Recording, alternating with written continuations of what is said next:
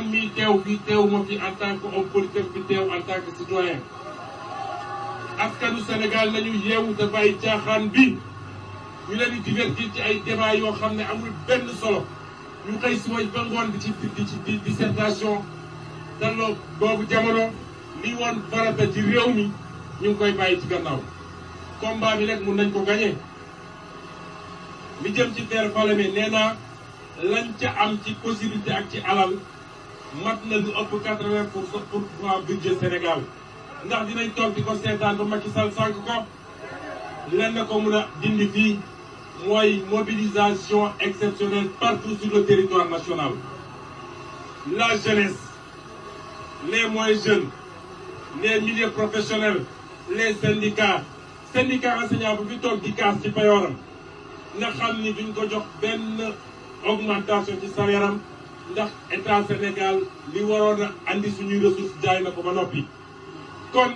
nañu jóg ci xeex bi na nit ñi mobiliser wu te bañ jàpp ni xeexu Massamba du Fou Malade du Cheikh Tidiane Dièye du Thierno Bocoum du keneen ak keneen ndax léegi Abdourahmane Sow wax na ko bu sotti woon it man duma ci ëppale kenn. kon Sénégal nañu xam ni yàlla wàccoon ak ñun bu yàgg yàlla li mu waroon def ak ñun ñëpp def na ko ba noppi waaye yàlla nag du la jox lépp ba pare ñëw bi til la ko sexal la ko li ñeneen ñi def am seen fulla ba tey seen àllal développé na seen réew bu ñu defoon la moitié développé Sénégal kon xeex boobu mooy xeex bi may wax nag ni li weesoogul mooy teeru Falémé bi li weesoogul mooy zircon Niafran bi waaye li nga xam ne tey dafa laaj xeex pour ñu récupérer ko muy pétrole di gaz di zircon bi nekk jogo ak leneen ak suñu jën gi ak leneen su Sénégalais yi mobilisé wu massivement Macky Sall dina xam ni moomul réew mi moom ak Aliou Sall ak Aly Ngouille Ndiaye ak keneen ku mel ni ñoom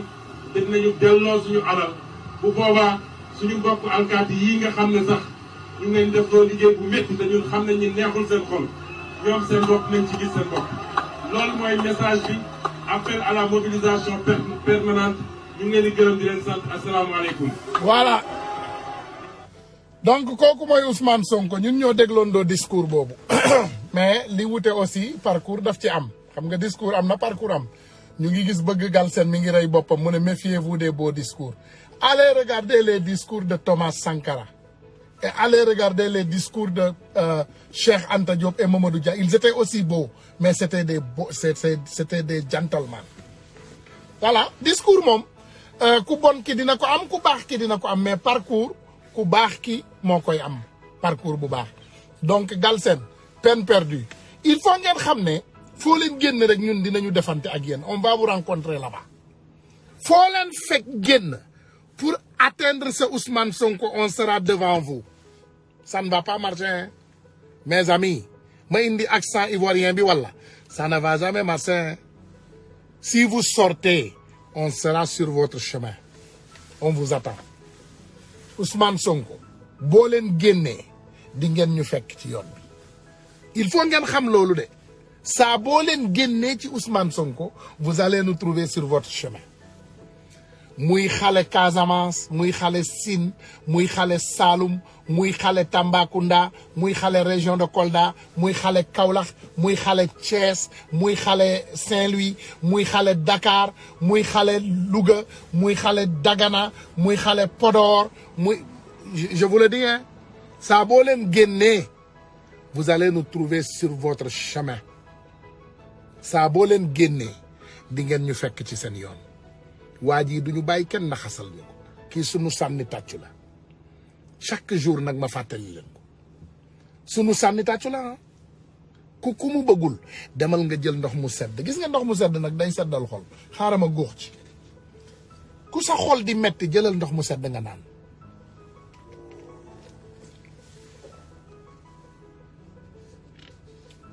alhamdulillahi rabbil alamin hamdan kasiran tayyiban mubarakan fii voilà ku sa xol seddul jëlal ndox mu sedd gis nga ndox mu sedd day xaw a seddal xol nga góox ci te vraiment boo mécontent nga matt sa bakkan bite your nose we don't care parce que ñun dafa am lu ñu tax a jóg te yàlla ak yonent bi moo ñu ciy dimbali te dañu ñaan yàlla pour mu dimbali ñu ci mooy dañoo bëgg a dimbali suñu waajur yu sonni ñu bëgg a dimbali suñu dëkkandoo yu sonni ñu bëgg a defaraat suñu dëkk ñun dañoo bëgg dama bëgg a toog ci sama couloir Sénégal sama couloir di tux sama boyaar te poussière du ma rey I wanna sit in my balcony and smoke my cigar nekk ci jàmm loolu laa bëgg that's what I want dama bëgg a toog ci sama balcon Sénégal te poussière du ma yëkkati ak riir ak coow mu bari du ma yëkkati dama bëgg a taal sama lampe mu dox ma taal sama ndox génnee ubbi sens bi di génn ak doole loolu laa bëgg te def ko ci jàmm ak salaam te du coupé nag xam nga li ngeen comprendre au Sénégal nous avons un problème sérieux nous avons un très grand problème ci Sénégal te problème boobu c'est les Sénégalais dinaa leen woon par exemple vidéo Guy Marius Sagna mu génn ci benn xeex bu am solo mu doon ñu bañ a yokk courant mi ak ndox mi Sénégalais yi toog seen kër yi bañ a génn les Sénégalais sont restés chez eux ñëpp toog seen kër bañ a génn Guy Marius Sagna génn xeex génn dem vraiment ñu jàpp ko Abdou Karim Gueye même chose ñuy génn toujours di génn di xeex di génn bu Sénégal amee jafe-jafe ñu génn dem xeex Guy Marius Sagna marche bi mu def jëm palais ma tegal leen ko il a 100 000 vidéos ce jour.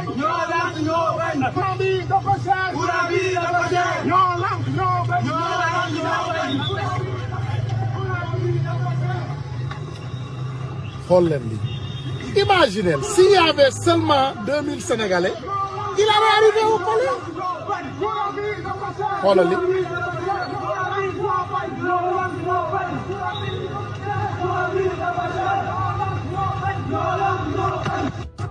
waaw asalaamaaleykum mbokku téléspectateurs yi vous suivez en direct Mbour TV la manifestation de la plateforme Aar Lu Nu Bokk ànd seeg yeneen manifestants ñoo ngi nii romb nañ barrière police ñoo ngi nii di dem palais jógee place de l'Indépendance police yaa ngi daw ñoo di jël si Guy Marius Sagna je vous dis que gars yi ils ont pratiquement réussi à semer la police ñoo ngi nii di dem police yaa ngi noonu ñëw di leen di jël si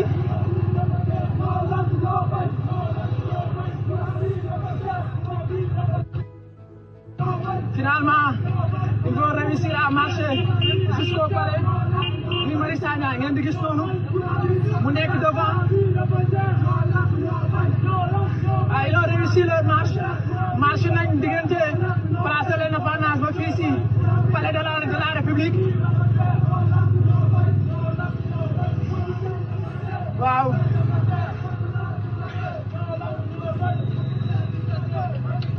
Guy Marius finalement vous avez réussi waaw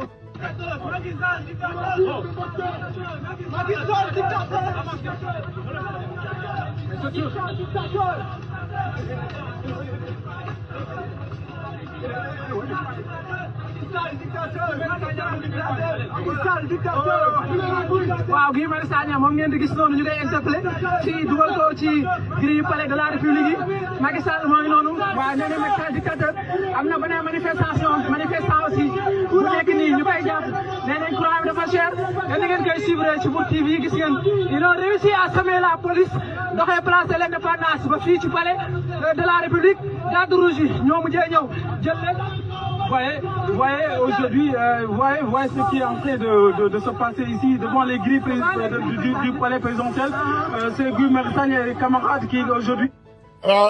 sama xarit Ibou Ngom a ngi noonu Ibou Ngom defe naa il faut waa Pastef ñu xaw a yeew Ibou il faut yow nga ñëw leeral sa bopp dañoo bëgg a xam yow foo far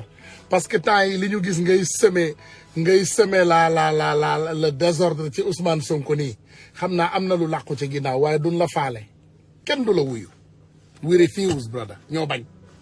ñun Ousmane Sonko la ñu gëm Ibou te du génn Ousmane Sonko du génn Ibou we refuse my brother we love you duñ ko nangu it's not gonna happen no Ousmane Sonko saa bu ko xam nga ñun ce que j'ai aimé sur Pastef il faut doomu aadama yi ngeen yeewu comprendre loolu aussi yéen a jiital Ousmane Sonko c'est parce que xam-xamam daf leen doy ak xalaatam daf leen doy bàyyi leen ko mu xalaatal ñu moom ak équipe am bàyyi leen ñu may ñu xam-xam bàyyi leen ñu waxtaan ak ñoom ñu dolli ñu xam-xam nañ ñu dolli ñeex ci cere ji voilà Ousmane Sonko saa yu paree moom dina def li nga xam ne moom moo dal xelam te ñun gëm nañu ko ñun wóolu nañu ko Sonko wóolu nan la bu la kenn teg pression my brother you have zero pressure from us ñun ñi la gëm zéro pression karimiste yi ak waddiste yi ak sama xaritu waa Idi ñooñu dinañu génn di yuuxu fii Sonko du génn ak Sonko du xalangu faalewuñu leen c'est pas grave on t'attend quand tu es prêt monsieur le président je serai à tes côtés ñun les Sénégalais on sera à tes côtés saa boo paree nga wooñu dinañ la wuyu si bu soobee yàlla saa boo paree nun dinañ la wuyu si boo ñu wooyee rek ñu wuyu si la wallahi si tu donnes le mot d'ordre ne gars yi vraiment allez parler à ces gens-là on va aller les parler parce que yow xel yi ngay taal yow doo taal dëkk macha allah Sonko ah xaw ma nuñ koy taggee sax xaw ma Sonko jula la xaw ma mais du ma comme géwél gi newu fi ah nee leen Idi mu taggal ñu Sonko dem leen seeti notre suñu géwélu juddu bi Idrissa Seck nee leen ko mu taggal ñu Ousmane Sonko xam na nuñ koy taggee moom ay fenam la dajale ak ay tappaleem ak ki duulam ak làmmiñam bu neex ak sàccam pour jiite ab réew déedéet Sonko doxewul noonu Sonko c'est les Sénégalais le don de soi pour la patrie le don de soi pour la patrie ces patriotes là seen pencum patriotes yi créé ngeen ci Facebook benn déclic boo xam ne jeunes yi gëj nañ koo gis mooy ay jeunes yu am xam-xam dajaloo di waxtaanal Sénégal c'est ça la réalité ma ne ngeen génn ak seen déclic ngeen génn yéen ces jeunes patriotes ngeen créer plateforme boo xam ne doomu sénégalais yi gis nañ ci seen bopp boo leen duggee 2500 partages 3000 partages ngeen di am day metti xol yàq ngeen siiw nit ñi ñi bëgg a buzz tojal ngeen leen tojal ngeen gars yi vous avez gâté le buzz yàq ngeen buzz bi gars yi dinañ leen attaquer nag les chiens aboient les caravanes passent ils vont vous attaquer dinañ leen attaquer parce que amuñu argument te duñ leen attaquer xam-xam de wala argument ay wax yu kasaw la ñuy génn attaquer leen ko continuez leen sur votre chemin on vous aime on vous love continuez leen droit dans vos bottes sama frère Abdou Karim Gueye moom boo leen gisee sama waxtaan bariwul ci moom fii kooku dama koy woo dañuy waxtaan lu bari ci suuf muy suñu frère Guy Marius Sagna aussi vous êtes droit dans vos bottes restez leen ci chemin boobu ngeen nekk noonu la c'est comme ça restez leen ci chemin boobu ngeen nekk vous êtes extraordinaire restez leen ci tali boobu ngeen nekk c'est extraordinaire Abdou Karim Gueye yaa ngi def liggéey bu jaggi dayoo Guy Marius Sagna yaa ngi def liggéey bu extraordinaire waaye Y'en a marre caat yéen a ngi def liggéey bu extraordinaire bu jeggi dayoo xam nañu ne yéen a ngi concerté wu yéen a ngi waxtaan yàlla baax na on connaît yàlla baax na Dieu yàlla baax na de vraiment ñu ngi kontaan ci yéen lool sama gars yi débat bi c'est pas Abdou Karim Gueye de fi ñu bëgg yóbbu débat bi c'est pas du foofu Abdou Karim Gueye c'est notre frère c'est notre ami dafa xër yenn saay ndeysaan moom day bëgg dara xew tey suba mu sotti adduna du doxee noonu planning dafa am solo parce que les ingénieurs du monde ingénieur li muy njariñ mooy xalaat engineering thinking they think a lot and work think a lot donc yàlla dimbali nañu ba aussi am nañu ay jeunes yu am xam-xam ci Pastef te xam naa ne ñu ngi travailler ci dara continuer leen seen tali boobu continuer leen seen tali boobu continuer leen seen tali boobu de continuer leen ce chemin droit continuer leen ko voilà bu ñu concentré wu nag comme ni ma leen ko waxee ci suñu frères yi ñu bëgg a temps yi yëpp Abdou Karim Gueye nee na Abdou Karim Gueye waxul dara lu aay il a parlé un seul mot dafa gis ne benn récipient dafa gis ne am na benn affaire bu doxoon ci Sénégal donc mu bëgg pour loolu Reine Basse mu ne Tounkara il faut plus citer Idi dans tes lives car il ne mérite pas d'être Tiosoa. Ce petit monsieur nous a tout déçus. C'est vrai, il ne doit pas être cité. Donc maintenant, si je dis le petit monsieur, le petit monsieur. Si vous le petit monsieur, je parle de Idrissa Seck. Donc on va l'appeler le petit monsieur à partir de maintenant. Nous allons tout ce petit monsieur. Il nous a tout déçus. Il a déçu le Sénégal, ce petit monsieur. When planning, really. Ibu, we had to plan. You know when you're dealing with a crook, you got a plan. Dude, you can't go attack this dude like that. This dude got the army, he got the police, and he got all these niggas. You need niggas to come out and go fight. That's the whole Senegalese community. That's the whole country that's going to do that. Even the Senegalese abroad are going to fight in order to get Macky Sall out of office. That's not Sonko's job. No. They're going to eliminate him in 5 minutes. Come on, man. You should know better than that. Ken gënu laa xam loolu. Il s'appelle Kirikou. Ma ne Kirikou. Kirikou kale la bande bi nekk Assemblée nationale. Abdou Mbow mooy Kirikou. Voilà. Donc Abdou Mbow mooy Kirikou. Donc Idi moom dañ ko tuddee le petit monsieur rek Amoro fàtte nga Kanda Bongo man temps bu yàgg laay wax nii de musique Zahir waaye waaju gàtt ji Amoro bu Kanda Bongo man daan fecc muy dugg ci tànk yi diggante tànk yi jaar fii jaar fale kooku mooy Idi Amoro waay macha allah waaw mais gars yi c'est important comme ni ma leen koy waxee ñu ngi jéggalu bu baax a baax il faut que ñu xam ne ce combat du Sénégal est plus qu'une personne dafa ëpp benn doomu aadama c'est le combat de toute une nation c'est le combat de toute une jeunesse ñun ñëpp dañu am yaakaar am espoir comme ni ko waa Burkina amee woon ci Thomas Sankara waa Afrique du Sud amee woon ko ci Nelson Mandela waa ndeysaan Zaïre amoon ko ci Patrice Lumumba ak ñeneen héros sénégalais yi boo leen commencé compter doo yeggali ak Sénégal amoon ko ci Mamadou Dia Sénégal amoon ko ci Cheikh Anta Diop tey boo leen xoolee réseaux sociaux yi naa fekk yëpp fatu na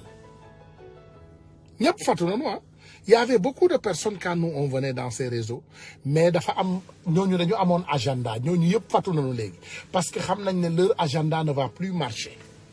parce que dañu doon teg ay deal il y avait les Baba Aïdara et leur équipe il y avait ces bandits qui étaient là ndekete ñoom liñ fi nekkoon yëpp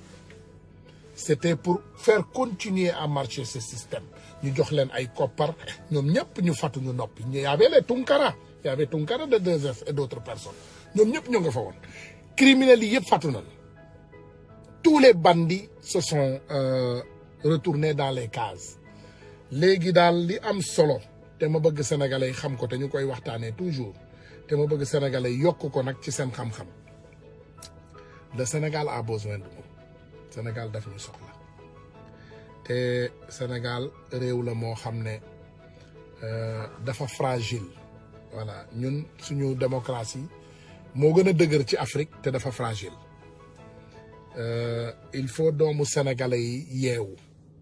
yeewu parce que kat xeex dafa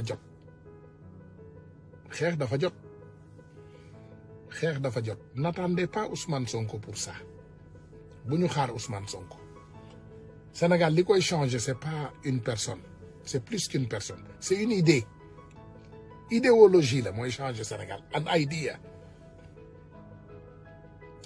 put into action mooy changer Sénégal c'est pas une personne le Sénégal est plus qu'une personne il faut ñu continuer xeex il faut ñu continuer xeex bi ak doole nag xeex bi il faut ñu continuer ko ak doole nag ku ñu ko waxul def ñuy fena mënuñoo toog di wax ci réseaux sociaux yi rek mais wax bi dafa am solo mënuñu arrêté wax bi mooy cafte cin gi mën ngaa baxal ginaar ak ndox ci biir cin boo ci deful ay safal mënoo koo lekk wax ji mooy cafte gi wax ji mooy yee doomu sénégalais yi liñ ñu bëgg a gëm la waaw bàyyi leen réseaux sociaux bu ñu bàyyee réseaux sociaux yi Macky Sall nekk ci jàmm Macky Sall nelawul il ne dort plus à cause de ces réseaux bu leen wàññi réseaux sociaux yi yokk leen ko yokk leen volume bi yokk leen volume bi yokk leen ko volume bi ci kaw bu leen dellu ginnaaw dañuy fen il ment réseaux sociaux yi moo leen sonal liñ leen bëgg a gëmloo ba koo dugal seen bopp yi da ngeen di wax rek doo leen génn yéen daal yéen a ngi nëbbatu ci ginnaaw écran wax leen lépp xeex la tous les moyens sont bons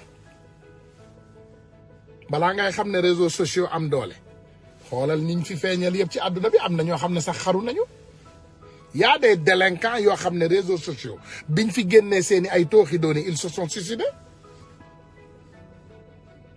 lan moo tax tey ngeen gis président américain bi ndeysaan dooleem bi jeex tàkk ils l'ont bloqué partout dans les réseaux sociaux bàyyi doomu aadama yi di wax ci moom dof la il est devenu fou waaw réseaux sociaux yi continuer leen ci chemin bi dañ leen di fen c'est pas vrai ñu leen di gëmloo ne waaw da ngeen di wax doo leen génn bu leen déglu génn leen wax je vous garantis que je reçois des milliers d'appels dans la semaine ay doomu aadama yu may woo ne ma Ousmane jërëjëf yaa ma yee tu m'as réveillé wallahi billahi damay dégg ay nit toujours ñu woo ma téléphone ne diw ma merci beaucoup wallahi yeewu naa ndax yow wala ma jot ay vocal ay nit yu may ñaanal yàlla ñu ne yeewu nañu ndax ñun vive les réseaux sociaux moyen de communication la réseaux sociaux bu amul njariñ kon télé lu muy njariñ kon lu ñuy def ci télé bu ñu dem ci télé lu tax télé yi di dox lu tax Youssou Ndour tey muy ànd ak Macky Sall di yàq Sénégal di duul dëkk bi yëpp télé bi la c'est la visibilité les réseaux sociaux nañ ko gën a dooleel pencum patriote yi dooleel leen ko man boo leen ma laajoon page 1 million bi sax dinaa leen ko jox parce que message yu Sénégal ngeen di jàllale amul benn problème on vous salue jàllale leen message bi na message bi jàll gars yi kacapaan yi yëpp fàttu nañu daw nañu communication mooy yee doomu aadama le printemps arabe réseaux sociaux moo ko yëkkati le printemps arabe réseaux sociaux moo ko yëkkati printemps américain bi ngeen di gis toujours Amérique déclic yi ngeen di gis réseaux sociaux yi moo ko yëkkati réseaux sociaux dafa am njariñ ci àdduna bi donc Sénégal jël leen ko ñu xeex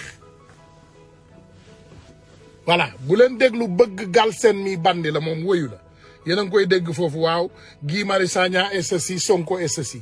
Guy Marius Sagna ak Sonko benn lañu mënuloo ne Sonko te doone Guy Marius Sagna mënuloo ne Guy Marius Sagna te doone Sonko parce que c'est des patriotes c'est la même idéologie bañ nañ ko ba campagne bi ñoom ñoo ànd yeewu leen nanu yeewu bu leen faale c'est des bandits dañuy nëbbatu nanu wax adduna bi yëpp yëg ko nañ leen siiwal boo leen gisee ñuy sàcc indi leen ko ñu siiwal leen boo leen jàppee ak ay gel yónnee leen ñu photo yi ñu exposé ko boo leen gisee ñuy sàcc alalu Sénégal exposé leen ko exposé leen lépp on n'a qu'à exposer c'est des mercenaires de la plume et du micro nous on n'a qu'à être les mercenaires des réseaux sociaux nañu xeex ak ñoom de ñun ñoo leen man regardez qu'est-ce qu'une personne accomplit je ne suis qu'une seule personne derrière cet écran mais xool leen naka lañ leen teree nelaw parce que les informations qu'on donne dérangent information yi ñuy joxe dafay déranger dama leen di indil printemps arabe bi ngeen déglu ko boobu doon suñu dernière vidéo du jour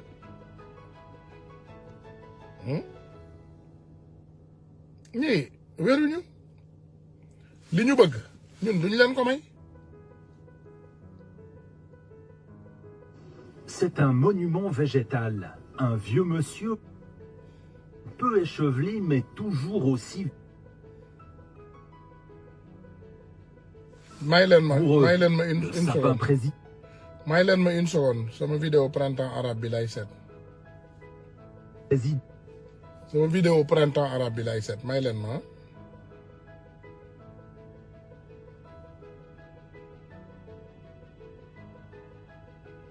baal leen ma de